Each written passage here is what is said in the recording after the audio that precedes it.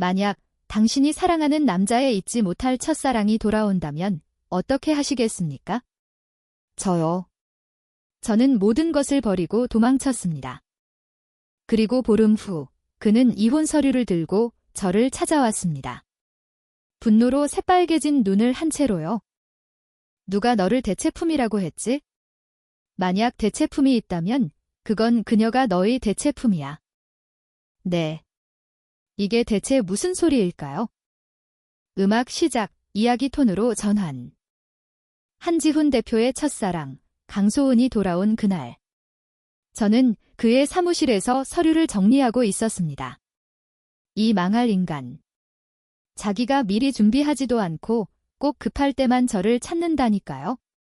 분명 오늘이 제 휴무라고 했는데 출근 시간이 되기도 전에 저를 침대에서 끌어내더니 거칠게 차에 태워 회사까지 데려왔습니다. 제게 일을 맡기자마자 그는 또 엑셀을 밟고 사라졌죠.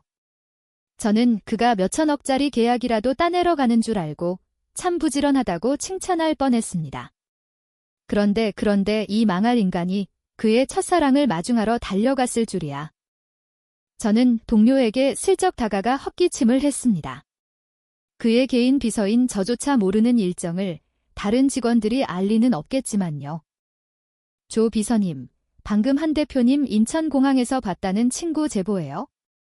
제가 비서님한테 맨날 대표님 사진 보여줘서 친구가 한눈에 알아봤다잖아요. 제 사진을 왜 남에게 보여주는지는 굳이 묻지 않겠습니다. 동료는 제 눈앞에서 핸드폰 사진을 확대했습니다. 마치 제 시력이 아주 나쁜 것처럼요.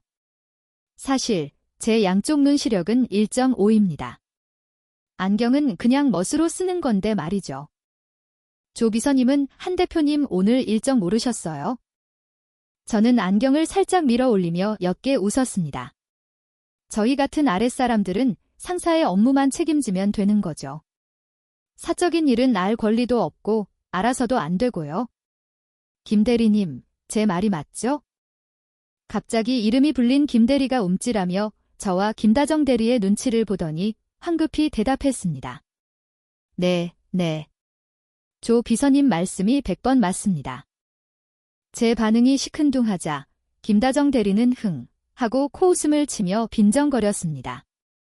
어떤 사람들은 자기가 좀 예쁘다고 상사 침대에 기어오를 수 있을 줄 아나 그래봤자 상대방에겐 이미 첫사랑이 있는데. 기껏해야 벽에 묻은 모기 자국 정도겠지? 얼마나 잘난 척하는지 어디 한번 보자고. 말을 마친 김다정은 저를 획 쏘아보더니 8cm 높이의 하이힐로 또각거리며 사라졌습니다. 저는 태연하게 뻐근한 목을 주물렀죠. 회사에서 저와 김다정이 앙숙이라는 건 모두가 아는 사실입니다. 그런데 하필이면 책상이 바로 옆자리라니. 불난 집에 기름을 붓는 격이죠. 처음에는 맞받아쳤지만 나중엔 지겨워서 무시했습니다. 어차피 그녀가 하는 말은 늘 똑같았으니까요. 하지만 오늘 일은 조금 복잡했습니다. 방금 사진 속의 여자는 제 기억이 맞다면 한지훈의 대학 시절 짝사랑 상대 강소은. 정말 청순하고 아름답더군요. 한지훈이 몇 년 동안 잊지 못할 만했습니다. 그런 그가 강소은과 정반대인 여자와 결혼했다니. 네, 맞습니다. 제가 바로 한지훈과 비밀리에 결혼한 아내입니다. 저는 그가 집안의 압박 때문에 저와 결혼했다는 사실을 처음부터 알고 있었습니다. 저 역시 돈이 없는 것은 아니었지만 돈을 싫어하는 사람이 어디 있겠어요. 그래서 그의 조건을 받아들였고 친정엄마 몰래 호적 등본을 떼어 그와 신속하게 혼인신고를 마쳤습니다. 저와 제 상사의 비밀 결혼 생활은 그렇게 시작되었고 눈 깜짝할 사이에 1년이 흘렀습니다. 함께 사는 삶은 점차 익숙해졌고 물론 침대 위에서도 그랬죠. 이제 강소은이 돌아왔으니 저는 잠시 어찌할 바를 몰랐습니다. 물론 한지훈에게 미련이 남아서는 아닙니다. 만약 그가 지금 제 앞에 5천만 원이 든 카드를 던진다면 저는 망설임 없이 사인하고 떠날 수 있습니다. 하지만 한지훈은 그럴 만큼 어리석은 사람이 아니었죠. 번갯불에 콩 볶아 먹듯 결혼할 때 그는 제 생활비를 한 푼 한 푼 계산했습니다. 월급날보다 더 정확하게 매달 돈을 입금해줬죠. 역시 장사꾼 중에 장사꾼이었습니다. 희원 씨, 퇴근 시간인데 아직 안 가요? 김대리가 짐을 다 챙기고 멍하니 있는 저를 불렀습니다. 그제야 저는 퇴근 시간이 지났다는 걸 깨달았죠. 직장인의 원칙은 단 1분도 공짜로 일하지 않는다는 것입니다. 물론 초과 근무 수당을 준다면 이야기는 달라지지만요. 회사 로비로 내려오자 한지훈에게서 메시지가 와 있었습니다. 한지훈 대표님, 나 오늘 저녁 안 들어가.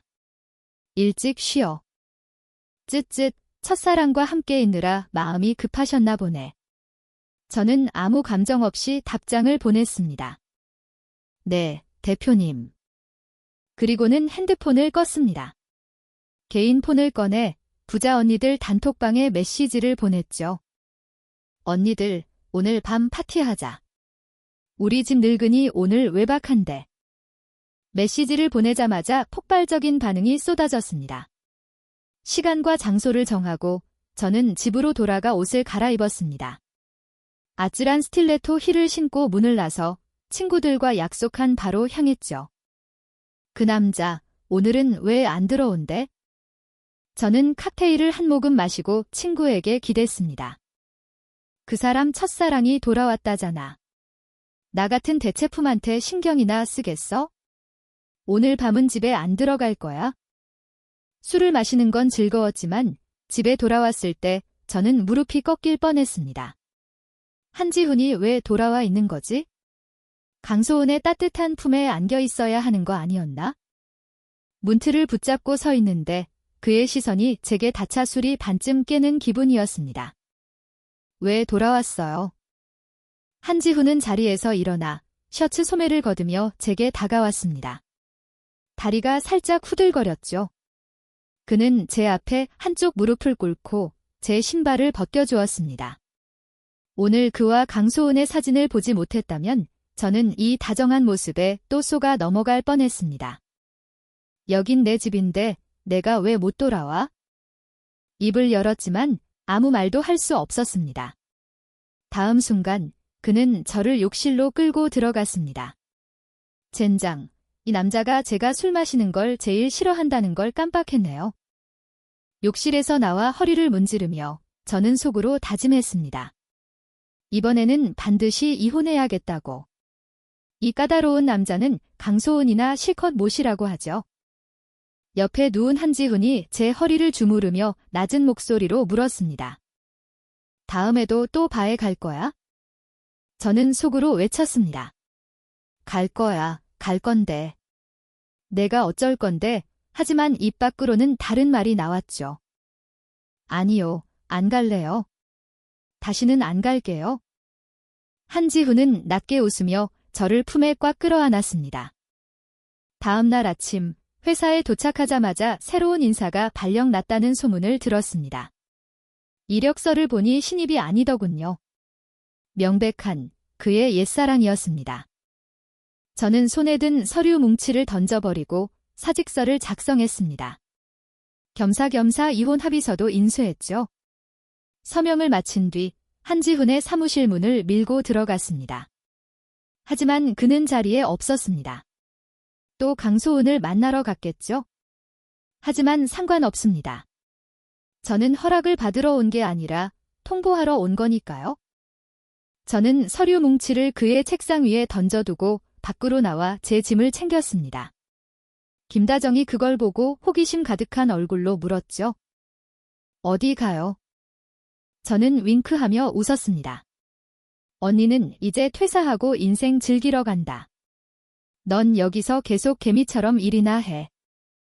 뒤에서 들려오는 반응은 신경 쓰지 않고 저는 고개를 빳빳이 들고 엘리베이터에 올랐습니다. 아름다운 인생아, 내가 간다. 캐리어를 끌고 한지훈의 빌라로 돌아왔습니다. 1년 넘게 이곳에서 살았더니 막상 떠나려니 조금 아쉬운 마음이 드는 건 어쩔 수 없더군요. 하지만 이 빌라에 대한 아쉬움보다는 인색하고 까다로운 상사 한지훈에게서 벗어나는 즐거움이 훨씬 컸습니다. 저는 커다란 캐리어 2개를 꺼내놓고 팔짱을 낀 채 집안을 둘러보았습니다. 그리고 결론을 내렸죠. 싼 건 버리고 비싼 건 전부 챙겨가자. 어차피 예전에 한지훈이 말했으니까요. 그가 사준 것들은 모두 내 것이라고. 이제 제가 떠나니 당연히 가져가야죠. 값비싼 물건들과 선물들을 캐리어에 쑤셔 넣었습니다. 꽉 찬 2개의 여행 가방은 간신히 닫힐 정도였죠. 누구에게도 묻지 않고 저는 그대로 짐을 끌고 집을 나섰습니다. 어차피 얼마 지나지 않아 한지훈은 새로운 안주인을 이곳에 데려올 테니까요. 그때가 되면 모두 새로운 사람에게 웃어주기 바쁠 뿐 옛사람을 기억하는 이는 아무도 없겠죠.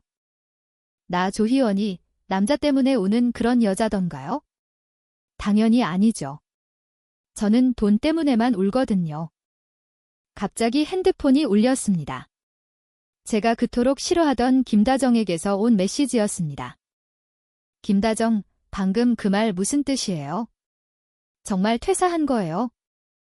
기분이 좋았던 터라 답장을 보내줬습니다. 내 비해가 안 돼요? 아니면 귀에 문제가 있나? 김다정, 한 대표님 아직 돌아오지도 않았는데 어떻게 퇴사를 해요? 그건 당신이 상관할 바 아니에요. 진심으로 충고하는데 한지훈 좋아하면 서둘러서 대시해봐요. 나 대신 그 자리에 앉을 기회가 있을지도 모르잖아요.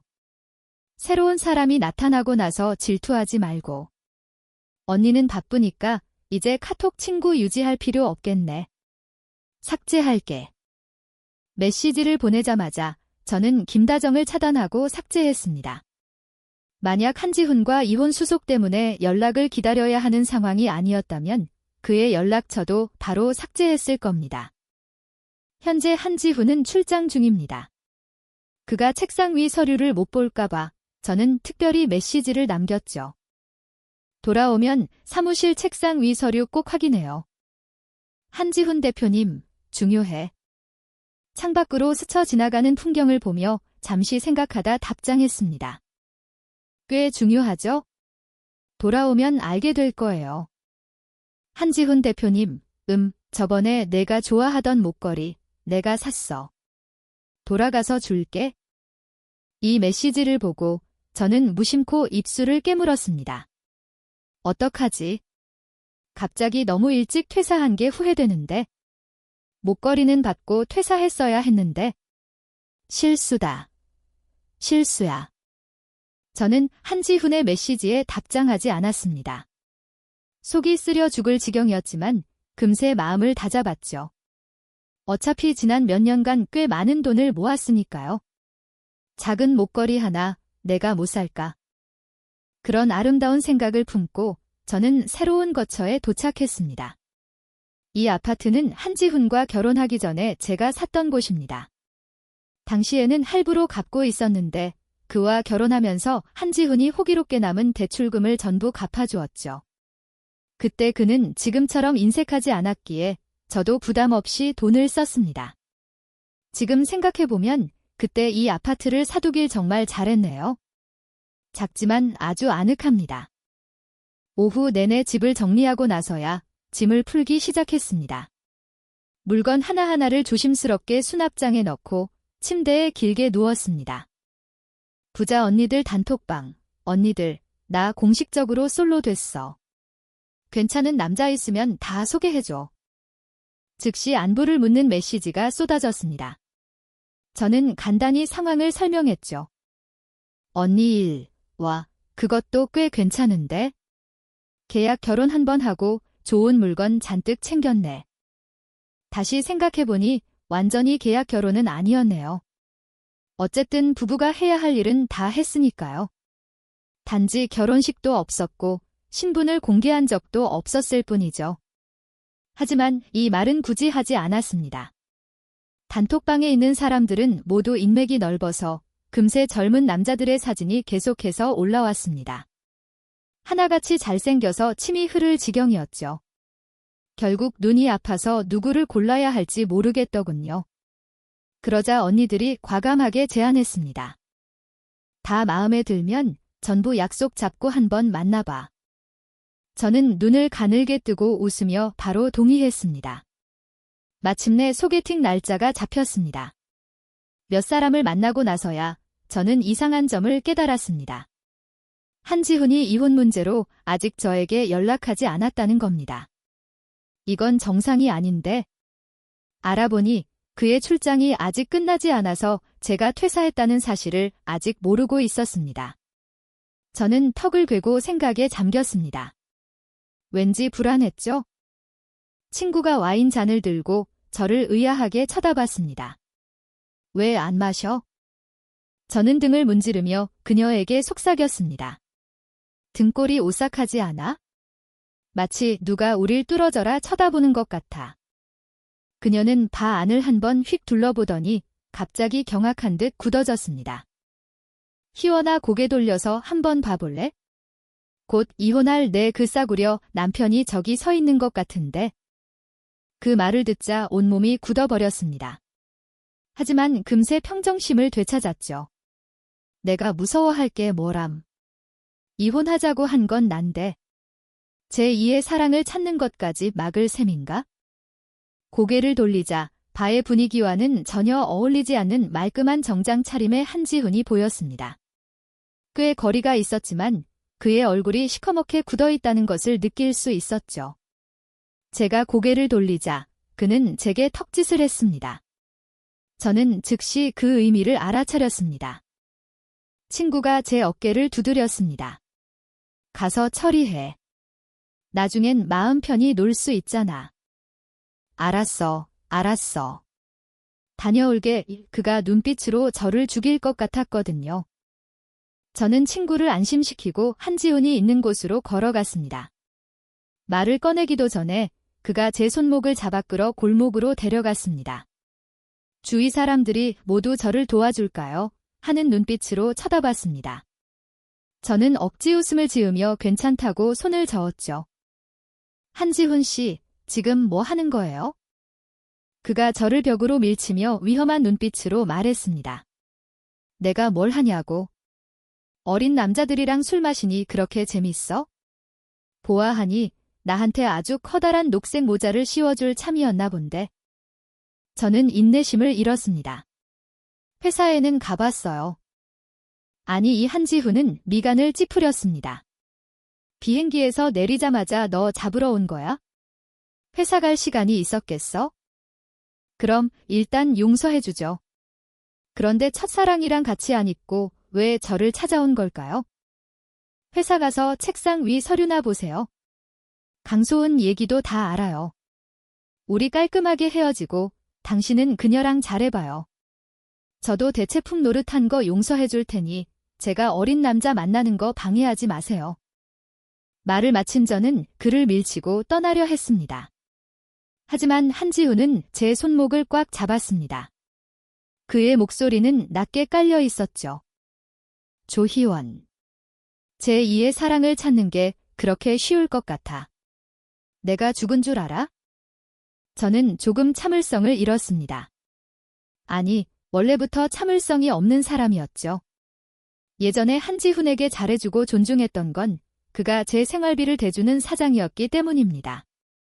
이제 곧 이혼하고 퇴사할 마당에 누가 그의 기분까지 신경 써주겠어요. 저는 한지훈의 손을 뿌리쳤습니다. 그는 예상치 못했는지 순간 멍하니 서 있었습니다. 그 틈을 타 저는 단호하게 몸을 돌려 걸어갔습니다. 하이힐을 신고 보도블록을 밟으며 손을 들어 택시를 불렀죠. 하지만 차가 멈추기도 전에 한지훈이 뒤쫓아와 허리를 감싸 안았습니다. 그는 저를 반쯤 끌고 반쯤 안아서 자신의 차에 쑤셔 넣었습니다.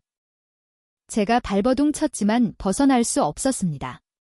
오히려 우리의 격렬한 움직임 때문에 주위의 시선이 쏠렸죠. 오늘 밤 경찰서에서 자고 싶지 않으면 얌전히 좀 있어. 한지훈의 위협적인 태도는 마음에 들지 않았지만 경찰서 투어에는 흥미가 없었기에 저항을 포기했습니다. 하지만 차에 타면서 저는 그의 발을 힘껏 밟았습니다. 그런데 한지훈은 아무 반응도 없었습니다. 미간조차 찌푸리지 않았죠. 그는 그저 태연하게 차 문을 닫고 운전석으로 돌아가 한 손으로 핸들을 조작했습니다.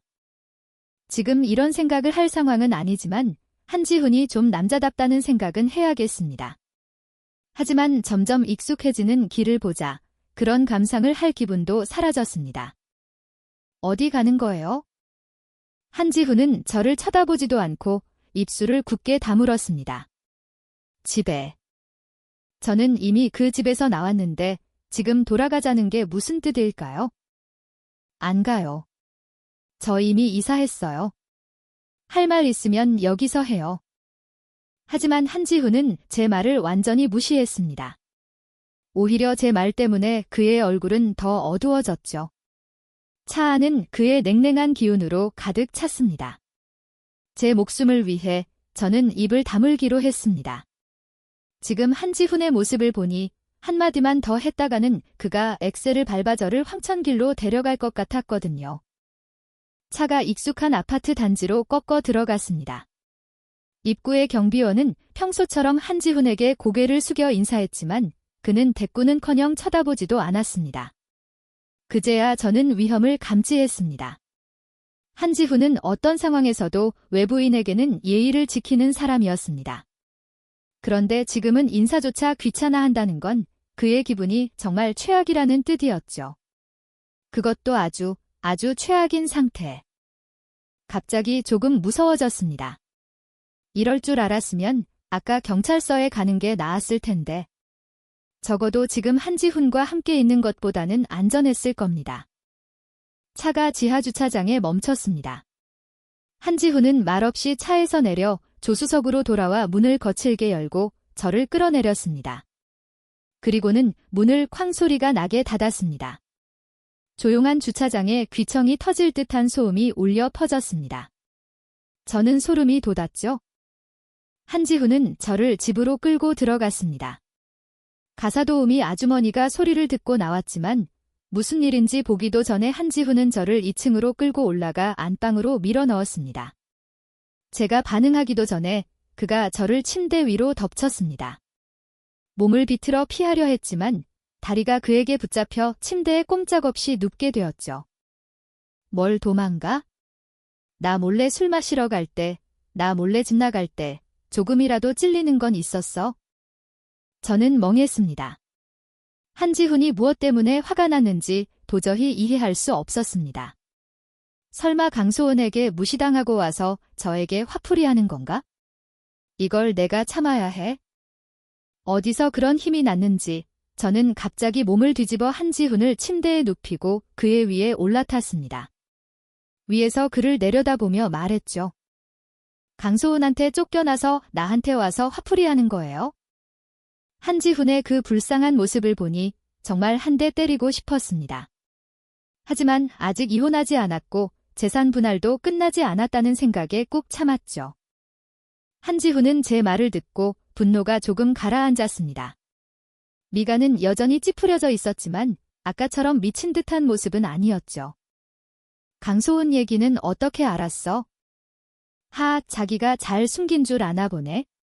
정말 숨기고 싶었다면 그렇게 서둘러서 그녀를 회사에 데려오지 말았어야죠. 그것만 아는 게 아니에요. 당신이 그날 나를 회사에 끌고 와서 서류 작업을 시킨 게 사실은 첫사랑 마중 나갈 시간 벌려고 그런 거라는 것도 알아요. 그리고 내가 당신이랑 결혼했을 때 당신은 나한테 좋은 직책 하나 안 줬잖아요. 공과 사는 구분해야 한다면서. 근데 강소은 만나니까 바로 높은 자리를 주던데요. 저는 이를 갈며 말했습니다. 억지 부리지 마. 그런 일 없어. 아직도 부인해요? 그럼 직접 말해봐요. 그날 강소은 마중 나갔어요. 안 나갔어요. 한지훈은 입을 열었지만 아무 말도 하지 못했습니다. 침묵은 긍정이죠. 저는 더 이상 듣고 싶지 않았습니다. 제 마음속에서 한지훈은 이미 유죄 판결을 받았습니다. 저는 몸을 돌려 침대에서 내려와 신발을 신었습니다. 그가 어떤 반응을 보이는지 신경 쓰지 않았죠. 모든 서류는 당신 사무실 책상 위에 뒀어요. 다 채우면 알려줘요. 말을 마친 저는 문을 열고 아래층으로 내려갔습니다. 지금은 꽤 늦은 시간이라 한지훈 때문에 이렇게 소란을 피웠으니 택시를 잡을 수 있을지 모르겠네요. 사모님, 오늘 밤은 그냥 여기서 주무세요. 가사도우미 아주머니가 말했습니다. 저는 입술을 깨물고 고개를 저었습니다. 아니에요. 괜찮아요. 데리러 올 사람 불렀어요. 아주머니는 쉬세요. 그녀가 더 말할 틈을 주지 않고 저는 성큼성큼 문 밖으로 나갔습니다. 등 뒤에서 시선이 느껴졌지만 저는 허리를 꼿꼿이 펴고 앞만 보며 걸었습니다. 단 한 번도 뒤돌아보지 않았죠. 정문으로 나오자 한지훈의 개인 비서가 보였습니다. 저와는 달리 사람이 그의 진짜 비서였죠. 사모님, 한 대표님께서 모셔다 드리라고 하셨습니다. 이 시간에 택시 잡기 정말 어렵습니다. 비록 한지훈과 더 얽히고 싶지는 않았지만 제 자신을 고생시킬 만큼 어리석지는 않았습니다. 그래서 저는 고개를 끄덕이고 지친 몸을 차에 실었습니다. 주소를 알려주고 나서 덧붙이는 것을 잊지 않았죠. 앞으로는 제 사생활 조사하지 마세요. 주 비서는 쓴웃음을 지었습니다. 명백히 그가 결정할 수 있는 일이 아니었죠. 그가 대답하지 않는 것을 보고 저도 이해했습니다. 어차피 다 같은 월급쟁이인데 저도 더 이상 그를 곤란하게 만들고 싶지 않았습니다. 제 작은 아파트로 돌아와 저는 침대에 누워 오늘 한지훈과 있었던 일을 되짚어 보았습니다. 정말 처음부터 끝까지 한 편의 드라마 같았죠. 그와 처음 결혼했을 때 이런 날이 올 것이라고 생각은 했지만 막상 닥치니 생각처럼 쉽지 않다는 것을 깨달았습니다. 아니, 불편하다고? 내가 왜? 내가 한지훈을 좋아하나? 당연히 아니지. 그럼 내가 뭐가 불편한 건데? 집도 나왔고 말도 다 끝냈잖아. 이제 중고장터에 값비싼 물건들 다 팔고 여행이나 가면 되는 거 아니야? 너무 즐거운 일이잖아.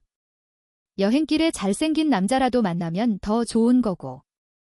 여기서 한지훈과 강소은이랑 마주칠 걱정도 안 해도 되잖아. 생각해보면 정말 이득이잖아. 다음 날 아침 저는 단호하게 한지훈의 집에서 가져온 물건들을 모두 중고장터에 올렸습니다. 물건 볼 줄 아는 사람도 있었지만 일부 고가품은 지인을 통해 팔아야 했습니다. 모든 것을 처리하고 은행 계좌의 숫자를 보니 즉시 행복감이 밀려왔습니다. 이 기분은 한지훈의 품에 안겼을 때보다 더 짜릿했죠. 아니, 내가 왜 그 사람 생각을 하고 있지? 바로 그때 핸드폰에 새로운 친구 요청 알림이 떴습니다. 김다정이었습니다. 그녀가 이렇게 나를 그리워했나? 내가 그렇게 말했는데도 다시 친구를 걸다니? 오는 사람 막지 않는다는 정신으로 저는 수락을 눌렀습니다. 김다정, 조희원 씨, 빨리 돌아와요. 저 정말 세상에 당신보다 더한 여우가 있다는 걸 처음 알았어요. 나, 똑바로 말해요. 내가 언제 여우였다고. 김다정, 그 얘기는 됐고 당신은 모를 거예요. 새로 온 그 사람 정말 답이 없어요. 한 대표님 출장에서 돌아오자마자 바로 들러붙더라고요. 남자들 앞에서는 한 가지 모습, 우리 앞에서는 또 다른 모습이에요. 대놓고 나를 무시하면서 아무렇지 않은 척하는데 미치겠어요. 저는 손가락을 꼽아 계산해 보았습니다. 오늘이 한지훈이 돌아오고 첫 출근 날, 즉 강소은이 회사에서 본격적으로 여우짓을 시작한 첫날이라는 뜻이죠. 벌써부터 못 견디겠다니. 나, 그걸 벌써 못 견뎌요? 내가 말했잖아요. 한지훈 좋아하면 일찌감치 손을 썼어야죠. 이제 와서 다른 사람한테 뺏겼잖아요. 김다정은 답장이 없었지만 제 전화벨이 곧 울렸습니다. 마침 저도 구경거리가 궁금했던 터라 전화를 받았죠. 나더러 한 대표님을 유혹하라고요? 저 죽고 싶지 않아요. 당신은 몰라요. 오늘 그분 회사에 한 번 오셨는데 나갈 때 얼굴이 사람 잡을 것 같았다고요. 제가 서류 들고 사무실 들어갔는데 다리가 후들거렸다니까요. 회사에 왔었다고. 그럼 내가 책상 위에 둔 서류를 받겠네. 그런데 왜 아직 나한테 연락이 없지? 그 서류에 서명하는 게 그렇게 오래 걸리나?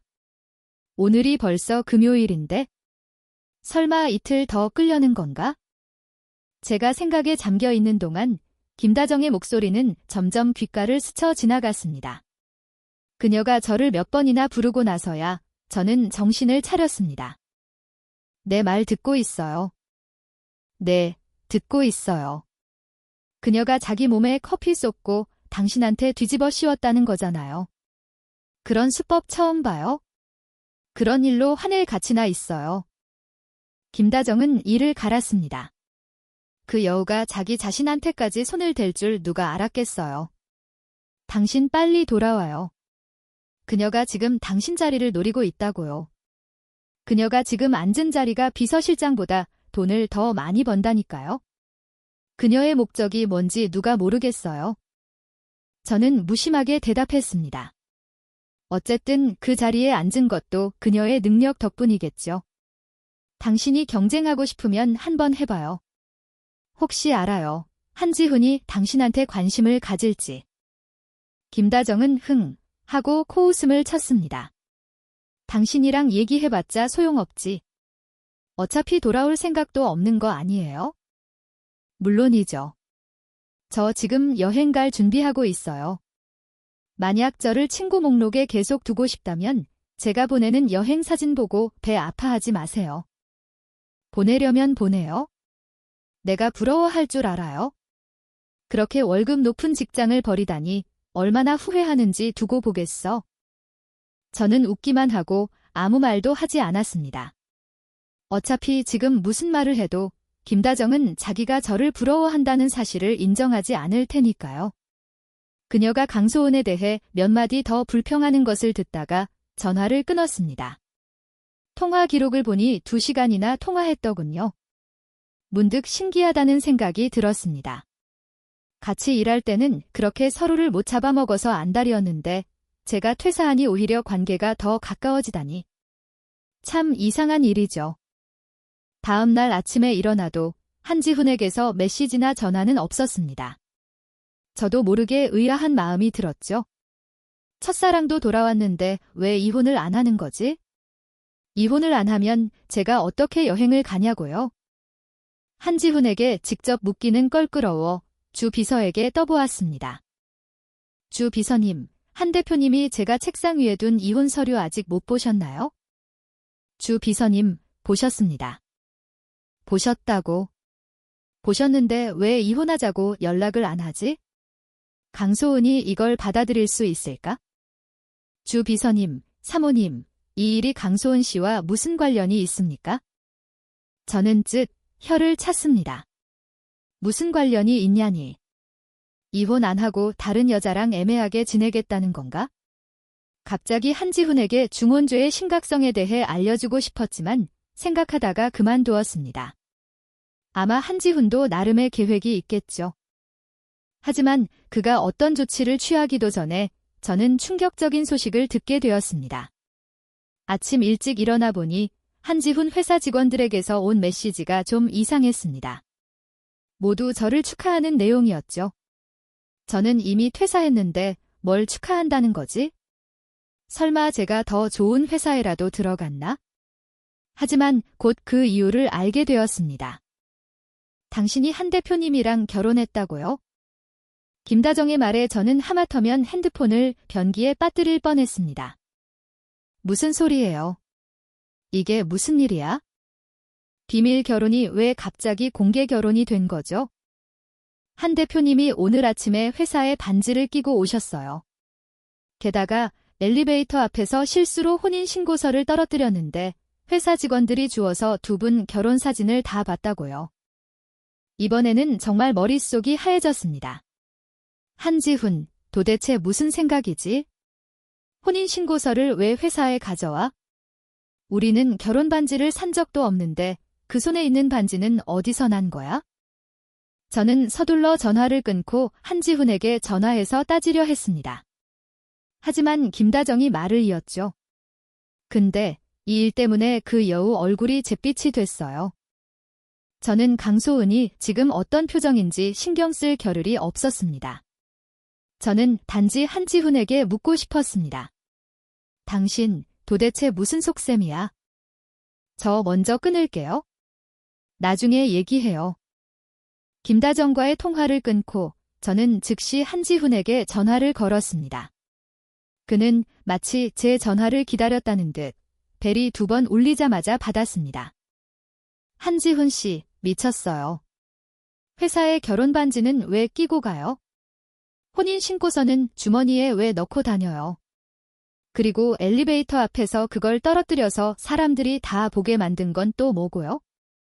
수화기 저편에서 낮은 웃음소리가 들려왔습니다. 이 상황에 웃음이 나와? 우연히 본 거지? 누가 물어보면 그냥 우연이라고 해. 우연은 무슨 놈의 우연? 저는 화가 나서 말도 제대로 나오지 않았습니다. 이렇게 일을 크게 벌이면 강소은이 질투하지 않겠어요? 아니면 아직 그녀를 못 잡아서 일부러 이걸로 자극하려는 거예요? 수화기 저편이 갑자기 조용해졌습니다. 신호가 끊긴 줄 알았던 그때 한지훈이 천천히 입을 열었습니다. 나랑 강소은 내가 생각하는 그런 사이 아니야. 뭐라고? 아직도 부인해. 한지훈의 과거를 조금이라도 아는 사람이라면 그의 대학 시절 사랑을 모르는 사람이 없을 텐데. 어쨌든 빨리 해결해요. 당신 얼굴 더는 보고 싶지 않으니까. 말을 끝으로 저는 전화를 끊었습니다. 곧바로 김다정에게서 다시 전화가 와서 저는 짜증스럽게 받았습니다. 당신 정말 한 대표님이랑 결혼한 거예요? 가짜죠. 전부 가짜죠? 난 안 믿어. 예전에 제가 뻔뻔하게 본처를 빚고 왔던 일을 생각하니 창피해 죽을 것 같았습니다. 왜 나한테 일찍 말 안 했어요? 저는 입꼬리를 올리며 가짜 웃음을 지었습니다. 가짜라고 했잖아요. 며칠만 지나면 알게 될 거예요.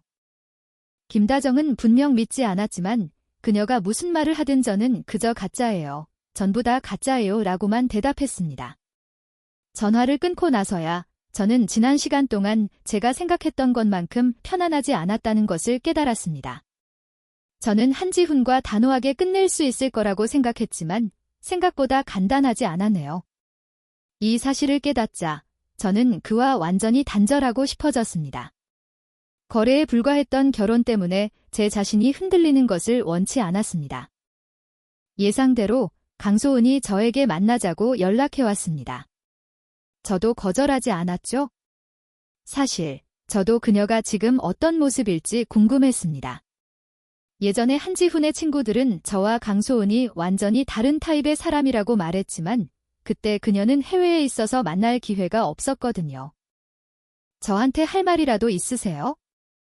저는 맞은편에 앉은 강소은을 조용히 관찰하며 커피잔을 들어 한 모금 마셨습니다.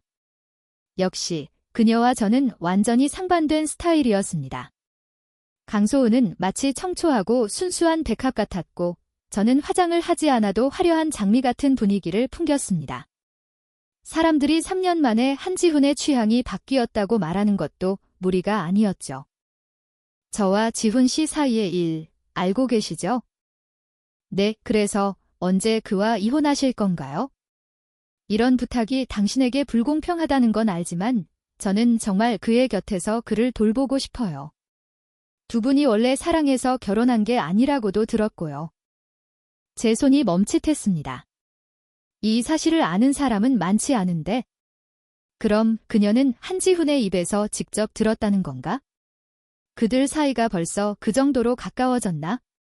저는 속으로 자조적인 웃음을 지었습니다. 강소은 씨, 그가 당신에게 말하지 않은 건지 아니면 당신이 오해한 건지는 모르겠지만 저는 이미 그의 사무실 책상 위에 이혼 서류를 올려뒀어요. 그가 왜 아직 서명하지 않았는지는 그 사람의 문제죠. 커피잔을 내려놓으며 저는 창백해진 강소은의 얼굴을 보았습니다. 마음 한구석이 후련해졌죠. 어쩌면 그가 당신을 당신 생각만큼 사랑하지 않는 걸지도 모르죠. 정말 당신을 사랑했다면 당신이 돌아온다는 걸 알았을 때 바로 저와 이혼했을 테니까요. 강소은은 마치 스스로를 위로하듯 억지 미소를 지었습니다. 그럴 리가요? 아마 지훈 씨가 요즘 좀 바빴나 봐요. 제가 돌아가서 물어볼게요. 저는 그녀의 그런 모습을 더는 참을 수 없어서 계산을 하고 자리를 떴습니다. 제가 자주 가던 바를 지나칠 때 잠시 망설였지만 결국 발길을 돌려 안으로 들어갔습니다. 그날 밤 저는 술에 흠뻑 취했습니다. 길가에 쭈그려 앉아 택시를 기다리다가 무심코 한지훈에게 전화를 걸었습니다. 당신 꼭 이렇게 나를 괴롭혀야겠어요? 이혼 서류는 이미 당신 책상 위에 올려놨잖아요. 왜 서명을 안 하는 건데요? 우리 사이에 더 무슨 관계가 남았는데요? 이혼하면 당신은 당신의 첫사랑을 줬고 나는 내 인생을 즐기면 되잖아요. 본처도 돌아왔는데 대체품이 왜 더 필요해요? 수화기 저편은 평소처럼 조용했습니다. 희원아, 넌 대체품이 아니야. 많은 일들이 내가 보는 것과는 달라. 그럼 설명해봐요. 하지만 그는 또다시 침묵했습니다. 저는 이런 태도가 제일 싫었습니다. 당신은 비겁자예요. 우리 셋 모두를 괴롭히고 있는 거라고요. 한지훈, 당신 정말 실망스러워요. 좋아요. 그럼 2년 더 기다리죠. 그때는 제가 직접 소송 걸어서 이혼할 테니까. 말을 끝으로 저는 그의 모든 연락처를 차단하고 택시에 올라탔습니다. 다음 날 아침 숙취에서 깨어났을 때 머릿속은 텅 비어 있었습니다.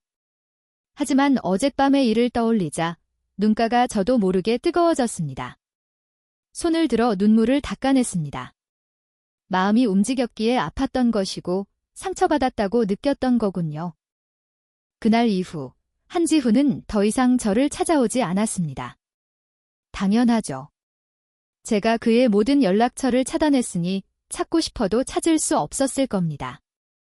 하지만 김다정은 더 자주 저에게 연락했습니다. 매일같이 강소은에 대해 불평하며 그녀가 첫사랑인 척하지만 한지훈은 그녀 앞에서 늘 미간을 찌푸리고 있다고 했습니다. 저는 그들의 이야기를 듣고 싶으면서도 듣고 싶지 않았습니다. 하지만 김다정이 계속 귓가에서 떠들어대는 바람에 결국 모든 소식을 듣게 되었죠. 고마워라. 퇴사했는데도 퇴사하지 않은 것 같네. 어느 날 밤 바람을 쐬러 베란다에 나갔다가 우연히 아파트 아래에 불 켜진 차 한 대가 서 있는 것을 보았습니다. 그냥 지나쳤으면 몰랐을 텐데 보고 나니 깜짝 놀랐습니다. 한지훈이었습니다. 비록 그를 보았지만 저는 내려가지 않았습니다. 그가 무슨 생각을 하는지 알 수 없었죠. 설마 첫사랑과 저 둘 다 가지려는 걸까요? 하지만 세상에 그렇게 쉬운 일은 없죠. 방으로 돌아와 누웠지만 잠을 이룰 수 없었습니다. 결국 저는 차단 목록에서 주 비서의 연락처를 꺼내 메시지를 보냈습니다. 그 사람더러 돌아가라고 전해주세요. 만약 계속 저희 집 밑에서 기다린다면 저 바로 이사 갈 거예요. 다음 날 아침 주 비서에게서 답장을 받았습니다. 그날 밤부터 더 이상 한지훈의 차는 보이지 않았습니다. 하지만 이렇게 질질 끄는 것도 방법은 아니었습니다. 한지훈이 이혼해주지 않는다고 제가 마냥 기다릴 수만은 없었죠. 여행 계획은 계속되어야 했습니다. 저는 제가 좋아하는 여행지를 골라 일정을 짜고 비행기 표와 숙소를 예약했습니다. 하지만 막 출발하려던 참에 김다정에게서 메시지가 왔습니다. 강소은, 경찰에 잡혀갔어. 저는 침대에서 벌떡 일어났습니다. 뭐라고? 그녀가 무슨 법을 어겼는데? 머릿속에 중혼죄라는 단어가 스쳐 지나갔지만 다시 생각해보니 만약 그렇다면 잡혀가야 할 사람은 한지훈이지 강소은과는 상관없는 일이었습니다. 나도 잘은 몰라. 한 대표님이 경찰을 데리고 왔어. 지금 회사 전체가 난리야. 그분도 같이 갔고. 저는 입술을 깨물었습니다. 이 일이 간단하지 않다는 느낌이 들었죠. 하지만 지금은 한지훈 외에는 이 일을 설명해 줄 사람이 없을 겁니다. 나 지금 일하러 가야 해. 무슨 일 있으면 알려줄게. 근데 당신이 한 달만 늦게 퇴사했어도 지금 현장에서 직관할 수 있었을 텐데. 일이나 잘해요. 전화를 끊고 경찰서에 가봐야 하나 고민했지만 정확히 어디에 있는지 알 수 없었습니다. 그래서 저는 집에서 소식을 기다리기로 했습니다. 속은 불타는 듯 했지만 물어볼 사람이 없었죠. 김다정도 더 이상 새로운 정보는 없었습니다. 저녁 무렵 저는 차단 목록에서 한지훈의 연락처를 꺼내 메시지를 보냈습니다. 나 대체품 노릇은 이제 충분히 했어요. 이혼 서류 들고 와요. 직접 얘기합시다. 상대방에게서 곧바로 답장이 왔습니다. 핸드폰을 내려놓고 나니 뭔가 잘못되었다는 느낌이 들었습니다. 집을 청소하고 옷을 갈아입었지만 앉고 나니 제가 이 만남을 너무 중요하게 생각하는 것 같았습니다. 결국 저는 다시 평상복으로 갈아입었죠. 그렇게 한바탕 소동을 마치고 거실로 나왔을 때 문을 두드리는 소리가 들렸습니다.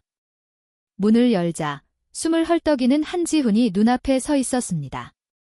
그의 손에는 제가 그의 사무실 책상 위에 두었던 이혼 합의서가 굳게 쥐어져 있었습니다. 누가 너를 대체품이라고 했지? 설령 대체품이 있다 해도 그건 다른 사람이 너의 대체품이야. 조희원, 처음부터 끝까지 난 단 한 번도 너를 다른 사람으로 생각한 적 없어. 설마 그 소문들이 전부 사람들이 지어낸 이야기란 말인가? 저는 살짝 입술을 깨물고 한 걸음 물러서며 문을 활짝 열었습니다. 들어와서 얘기해요. 한지훈은 신발을 갈아 신고 저를 따라 집으로 들어왔습니다. 그는 평소답지 않게 조심스럽게 문을 닫았습니다. 너무 조심스러워서 오히려 어색했죠. 그는 제 맞은편에 앉았습니다. 그동안 꽤 바빴던 모양입니다. 이혼 합의서는 찻상 위에 놓였습니다. 제 서명만 덩그러니 있었죠. 강소은이 경찰에 잡혔다고 들었어요. 왜죠? 그녀가 회사 기밀 문서를 훔쳐서 다른 사람에게 팔았어. 저는 조금 놀랐습니다. 강소은이 그런 짓을 할 줄은 몰랐거든요. 어쨌든 그녀는 한지훈을 무척 사랑하는 것처럼 보였는데 그런 일을 저지를 사람 같지는 않았습니다. 제가 믿지 못하는 눈치이자 한지훈은 핸드폰을 꺼내 녹음 파일을 틀었습니다. 그와 강소은의 대화였습니다. 강소은, 조희원이랑 이혼하고 나랑 결혼해. 그럼 내가 가진 기밀 문서 전부 삭제할게. 그러지 않으면 다음 순간 그 문서들은 당신의 최대 경쟁사 메일함에 도착해 있을 거야. 한지훈, 이 짓 한 번 해봤잖아. 그때는 돈 때문이었고 이번에는 나 때문인가? 강소은의 목소리는 한참 동안 침묵하다가 다시 이어졌습니다. 강소은, 맞아. 당신 때문이야. 당신을 아직 좋아하지 않았다면 나도 위험을 무릅쓰고 돌아오지 않았을 거야. 그때 내가 한 짓인 거 알았지만 증거는 없었지? 지금도 마찬가지야. 당신은 여전히 증거가 없어. 저는 고개를 들어 한지훈을 보았습니다. 그의 얼굴에는 지친 기색이 역력했죠. 한지훈의 회사가 기밀 유출 사건을 겪었다는 이야기는 들어본 적이 없었습니다. 어쨌든 제가 입사했을 때 그의 회사는 이미 매우 큰 규모였으니까요. 한지훈은 녹음을 끄고 두 손으로 얼굴을 문질렀습니다. 마치 오랫동안 준비한 말을 꺼내는 것 같았죠. 그녀가 말한 대로야? 5년 전 그녀는 갓 졸업하고 우리 회사에서 일했어. 하지만 돈 때문에 경쟁사의 기밀 문서를 팔았지? 내가 알아차렸을 때 그녀는 이미 돈을 가지고 해외로 도망간 후였고 회사는 곤경에 처했어. 증거가 없어서 회사는 그냥 참고 견딜 수밖에 없었지. 그 힘든 시간 동안 나는 단 한 번도 그녀의 소식을 찾는 걸 멈춘 적이 없어. 하지만 그녀가 너무 잘 숨어서 몇 년을 찾아도 단서조차 없었지. 2년 전 갑자기 내 SNS 계정에 누군가 특별히 팔로우하는 걸 느꼈어. 그리고 내가 대학 시절 첫사랑이 있었다는 소문이 갑자기 퍼지기 시작했지. 나는 강소은이 해외에서 몰래 나를 지켜보고 있다고 짐작했어. 여기까지 듣자 저는 거의 나머지 이야기를 짐작할 수 있었습니다. 그래서 저랑 결혼한 거군요. 일부러 그녀와는 정반대 외모를 가진 사람을 골라서 그녀가 그런 짓을 저질렀음에도 불구하고 당신이 여전히 그녀를 잊지 못하고 심지어 그 일 때문에 사랑과 증오가 뒤섞여 대체품을 찾았다고 느끼게 만들려고요. 한지훈은 저를 보며 난처한 표정을 지었습니다. 맞아. 얼마 전 그녀가 먼저 나에게 연락해왔어. 그녀는 자기가 돌아오기만 하면 내가 옛날 일을 전부 용서해줄 거라고 믿었지. 나도 이 기회를 이용해서 그녀가 스스로 돌아오게 만들어 현장에서 잡으려고 했어. 알고 보니 처음부터 이 모든 일은 한지훈이 짜놓은 함정이었고 저는 그저 이 판의 말에 불과했던 것입니다. 단지 한지훈이 자신의 말에게 마음을 빼앗길 줄은 몰랐던 거죠. 이번 기밀 문서도 당신이 일부러 그녀에게 노출시킨 거고요. 그녀가 당신을 찾아왔을 때 모든 것이 이미 준비되어 있었고 당신은 그저 그녀를 더디로 끌어들이기만 하면 됐던 거군요. 저는 고개를 끄덕이며 입꼬리를 올렸습니다. 그래서 당신이 끝까지 이혼을 거부했던 것도 강소은을 자극해서 그녀가 허점을 드러내게 하려던 거고요. 한지훈은 죄책감 가득한 눈빛으로 저를 보았습니다. 그의 목소리에는 흥분이 섞여 있었죠. 그건 이유의 일부일 뿐이야. 더 중요한 건 난 정말 너와 이혼하고 싶지 않았어. 희원아, 사랑해. 저는 한지훈의 이 말을 의심하지 않았습니다. 누군가를 좋아하는지 아닌지는 보면 알 수 있으니까요. 하지만 저는 잘 짜인 판 때문에 불분명한 결혼 생활을 계속할 수는 없었습니다.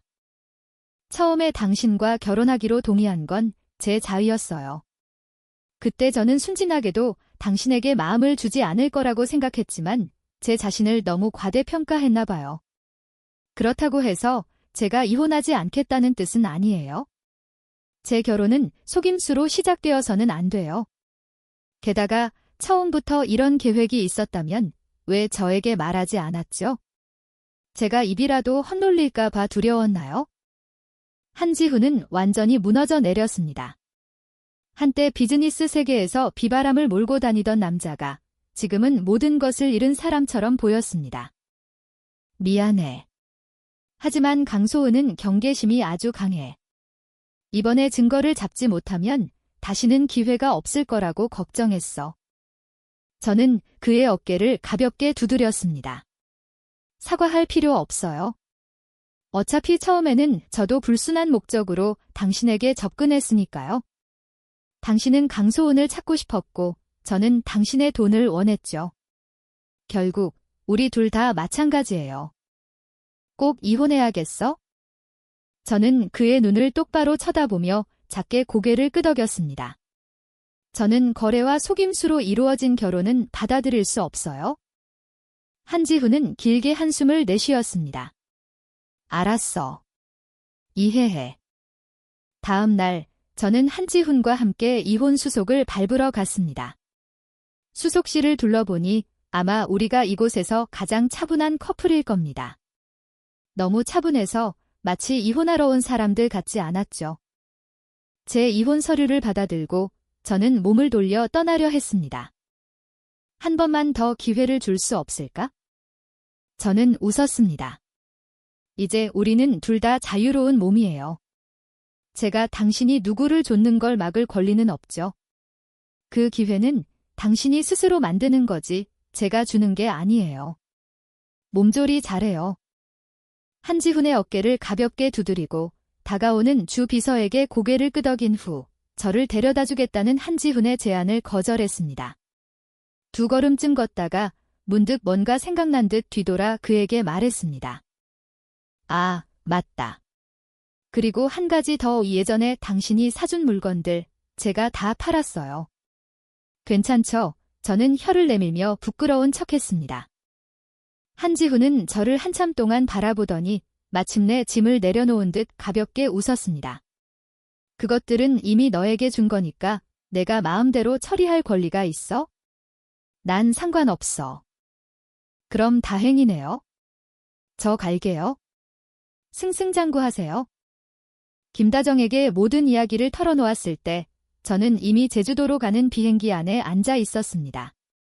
느리게 사는 느낌을 즐기기 위해 결국 비행기를 타기로 결정했죠. 정말 한 대표님이랑 이혼했어요? 그런 재벌을 버리다니 나중에 후회하지 마요. 좋으면 당신이 한번 쟁취해봐요. 내가 말했잖아요. 좋아하면 쫓아가야 한다고. 됐어요. 한 대표님 얼굴만 봐도 압박감이 느껴져요. 그녀가 투덜거리는 소리를 들으며 저는 웃음을 터뜨렸습니다. 마침내 김다정은 길게 한숨을 쉬었습니다. 정말 부럽다. 퇴사하고 마음 편히 놀러 다닐 수 있다니. 그럼 당신도 퇴사해요. 누가 다 당신 같은 줄 알아요? 저는 웃으며 대답하지 않았습니다. 전화기 너머로 김다정의 목소리가 문득 진지해졌습니다. 조희원, 재밌게 놀아. 저는 조금 놀랐다가 이내 작게 웃었습니다. 응, 알았어. 제주도에서 보름쯤 지났을까요? 어느 날 아침 창밖에서 누군가 제 이름을 부르는 소리가 들렸습니다. 창문을 열자 한지훈이 아래에 서 있었습니다. 그는 편안한 옷차림에 입가에 옅은 미소를 띠고 있었죠. 저는 창틀에 기댄 채 물었습니다. 나를 왜 불러요? 제가 조희원 씨를 산책에 초대할 영광을 누려도 될까요? 저는 참지 못하고 웃음을 터뜨렸습니다. 눈에는 환한 빛이 어렸죠. 당장이라도 내려가고 싶었지만 애써 차가운 척했습니다. 그럼 제가 당신에게 그 영광을 주도록 하죠. 거기서 기다려요. 지난 결혼은 끝났지만 앞으로의 미래는 아무도 모르는 거니까요. 일단은 지금을 즐겨봐야죠.